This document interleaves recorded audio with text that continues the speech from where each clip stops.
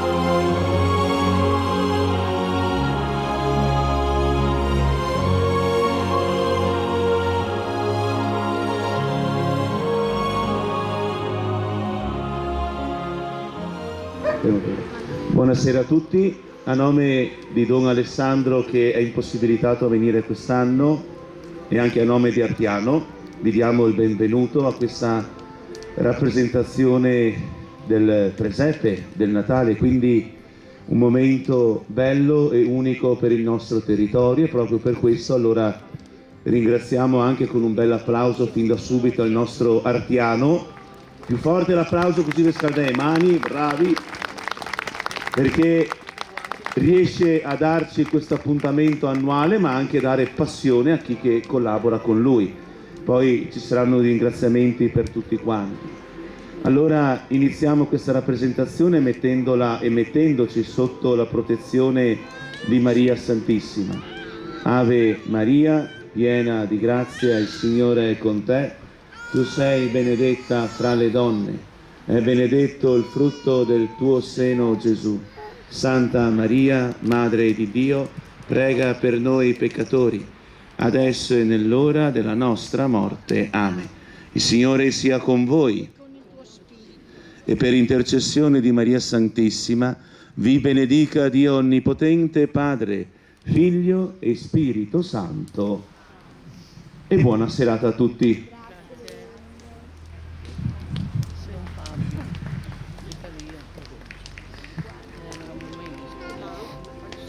La nascita di Gesù. La storia della nascita di Gesù inizia più di 2000 anni fa, nel nord della Palestina, in una regione chiamata Galilea. Tutto iniziò una notte, quando l'angelo Gabriele fu mandato da Dio nella piccola città di Nazareth, in casa di una ragazza di nome Maria. Maria era promessa sposa di un uomo della discendenza di Davide che si chiamava Giuseppe. Quella notte l'angelo entrò nella piccola casa e le disse: «Rallegrati, piena di grazia, il Signore è con te». Sorpresa e stupita di un tale saluto, Maria si chiedeva cosa potesse significare. «Non temere», aggiunse Gabriele, «tu concepirai e darai alla luce un figlio che chiamerai Gesù. Egli sarà grande. Dio gli darà il trono di Davide suo padre e lui regnerà sulla casa di Giacobbe in eterno. Il suo regno non avrà mai fine». Maria è in grande trepidazione. L'angelo le sta dicendo che lei diventerà madre del Messia. E lei si domandava come questo potesse succedere senza l'intervento di un uomo. E l'angelo subito le spiegò: lo Spirito Santo scenderà su di te e la potenza dell'Altissimo ti coprirà con la sua ombra. Per questo il figlio che nascerà sarà santo e verrà chiamato figlio di Dio. Elisabetta, tua parente, malgrado sia anziana, sta aspettando un figlio da 6 mesi. Niente è impossibile a Dio. A queste parole Maria si inginocchiò alla volontà del Signore e disse con fiducia: ecco la serva del Signore, si faccia di me come tu hai detto. Dopo questo l'angelo sparì e lasciò Maria piena di stupore.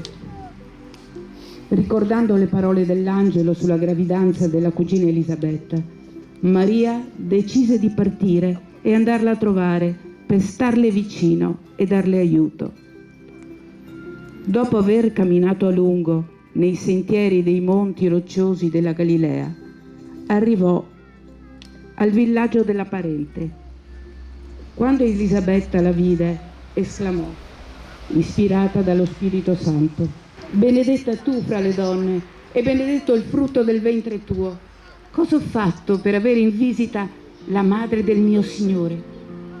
Ecco, appena la voce del tuo saluto è giunta ai miei orecchi, il bambino che sto aspettando ha sussultato di gioia dentro di me. Allora Maria disse, colma a sua volta di immensa gioia: l'anima mia magnifica il Signore, il mio spirito esulta in Dio, mio Salvatore, perché ha guardato l'umiltà della tua serva. D'ora in poi tutte le generazioni mi chiameranno beata.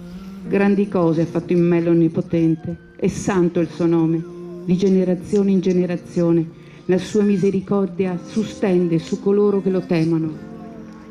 Ha spiegato la potenza del suo braccio, ha disperso i superbi nei pensieri del loro cuore, ha rovesciato i potenti dai troni, ha innalzato gli umili, ha ricolmato di beni gli affamati, ha rimandato i ricchi a mani vuote, ha soccorso Israele suo servo, ricordandosi della sua misericordia, come aveva promesso ai nostri padri, ad Abramo e alla sua discendenza per sempre.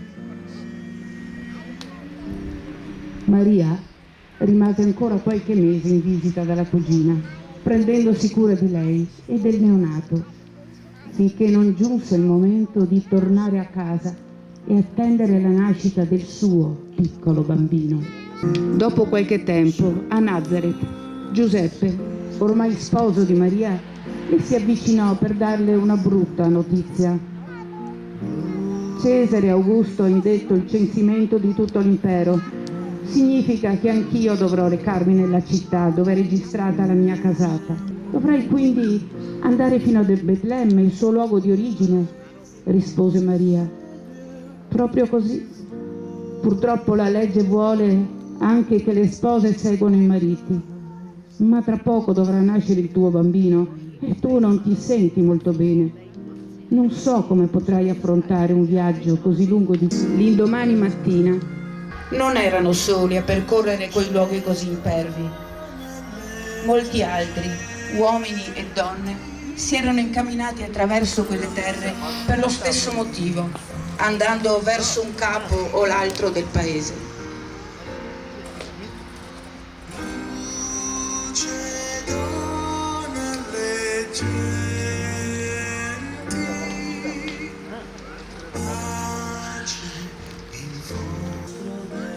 Dopo tanto camminare, giunsero a Betlemme. Giuseppe cominciò a vagare per locande e abitazioni, alla ricerca di un posto libero. Ormai il bambino stava per nascere e Maria aveva assolutamente bisogno di un letto.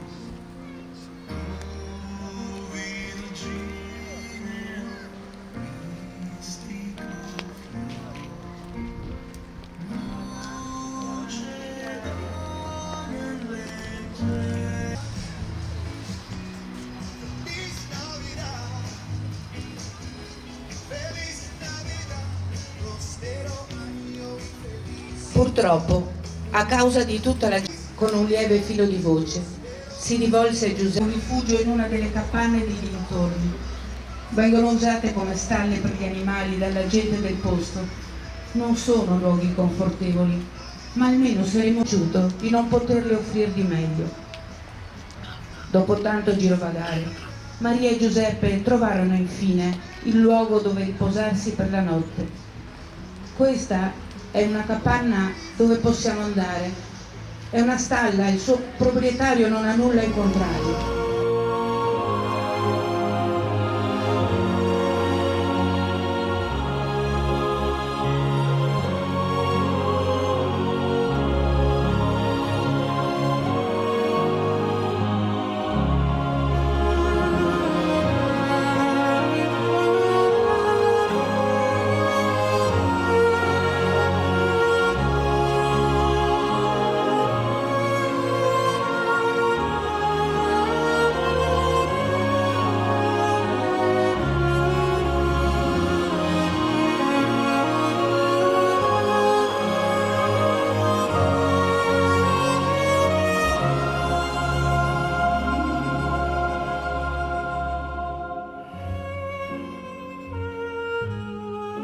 E lì, fra quell'asinello e quel bue, Maria lo avvolse in fasci e lo depose nella culla preparata con la paglia della mangiatoia, in modo che non potesse prendere freddo.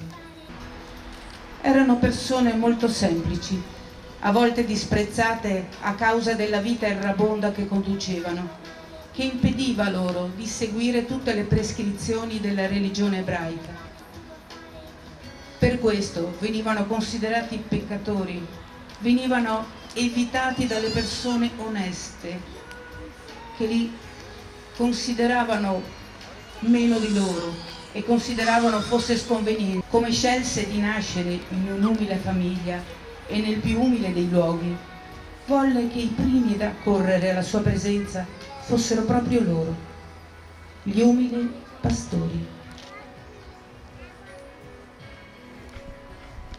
Nel mezzo della notte, una forte luce avvolse le campagne. È nato per voi il Salvatore, il Messia. Lo troverete in una mangiatoia, avvolto in fasce.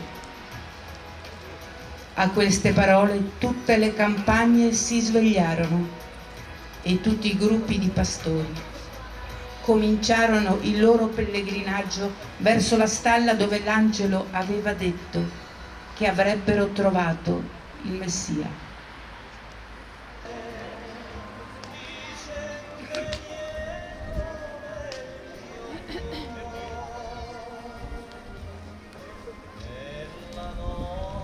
Non fu una sola volta che l'angelo dette il suo annuncio, andò da ogni pastore e da ogni famiglia, perché voleva essere certo che ognuno arrivasse alla capanna di Gesù.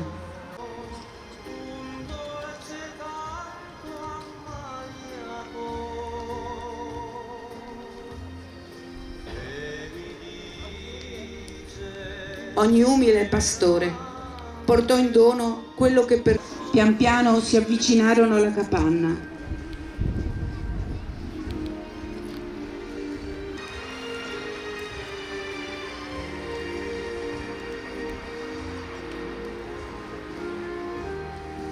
Quando arrivarono, entrarono nella piccola stalla e lì si inginocchiarono ad adorare il piccolo bambino nato per la loro salvezza.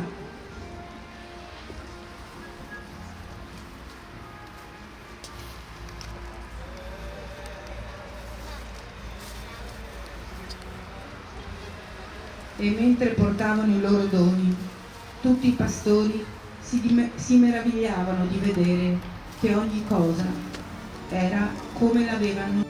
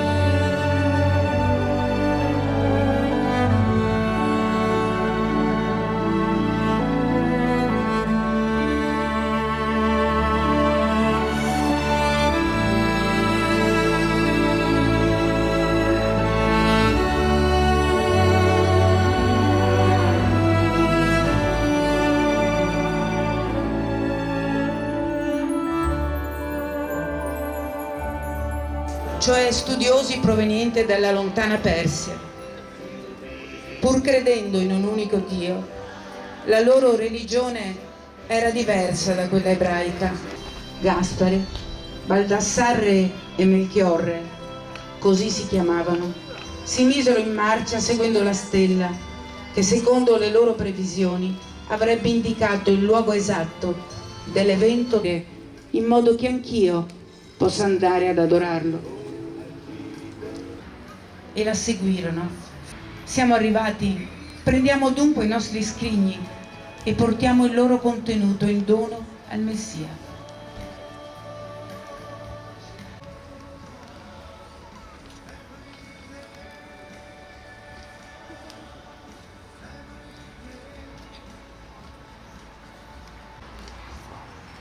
Emozionati si avvicinarono alla stalla e offrirono i loro regali: oro, metallo prezioso appropriato per i re, e poi 2 sostanze profumate a quei tempi altrettanto preziose: mirra e incenso.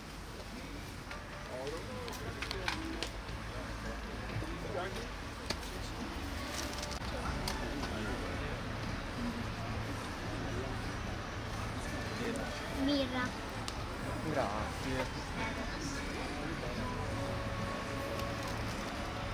Quando i magi se ne andarono, un angelo apparve loro in sogno, avvertendoli che non era bene che tornassero da Erode a dirgli del bambino, perché sicuramente l'avrebbe fatto uccidere, e suggerendo loro di tornare in Persia per un'altra strada.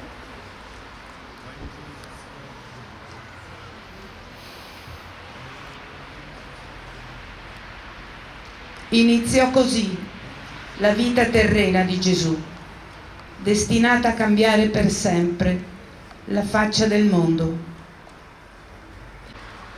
2000 anni fa.